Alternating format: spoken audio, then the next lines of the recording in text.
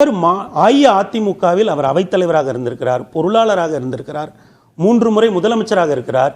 தனக்கென்று அம்மா இருந்த காலத்தில் எந்த தனிப்பட்ட அணியையும் உருவாக்காமல் அவர் தலைமைக்கு மிகவும் விசுவாசமாக இருந்திருக்கிறார். நீங்கள் when you see from the top, மலை மீது இருந்து பார்ப்பவர்களுக்கு எல்லா பாதைகளும் தெரியும் அப்படின்னு ஓஷோ சொல்வதை போல ஒரு பேர் இயக்கத்தில் நீங்க 2001 இருந்து 2017 வரை, இன்னும் சொல்ல போனால் அவர் கட்சியிலிருந்து நீக்கப்பட்டது ஒரு இடைப்பட்ட ஒரு குறுகிய காலத்தில் அவர் வெளியே போகிறார். பிறகு ஒருங்கிணைப்பாளராக அமர்கிறார். அந்த வகையில் கட்சியை மேலிருந்து பார்த்தவர் என்ற வகையில் என்றைக்கு அவர் வருவாய்த்துறை அமைச்சராக பொறுப்பேற்று 8வது இடத்திலிருந்து 1வது இடத்திற்கு முதலமைச்சராக நகர்ந்தாரோ அன்றிலிருந்து கட்சியில் அவர் முக்கியமான இடத்தில் இருந்திருக்கிறார்.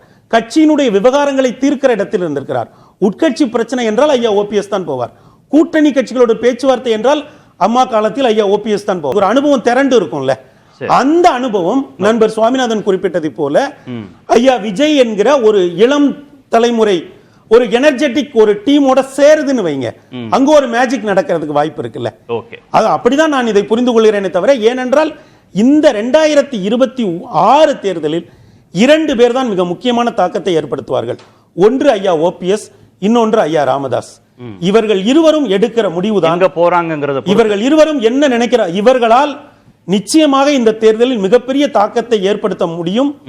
ஏனென்றால் அவருக்கு இதை மட்டும் சொல்லிடுறேன், அவருக்கு ஒரு பேக்கிங் கம்யூனிட்டி வாக்குகள் இருந்தாலுமே கூட அவருக்கு ஒரு காஸ்ட் நியூட்ரல் இமேஜ் ஒன்று இருக்கு.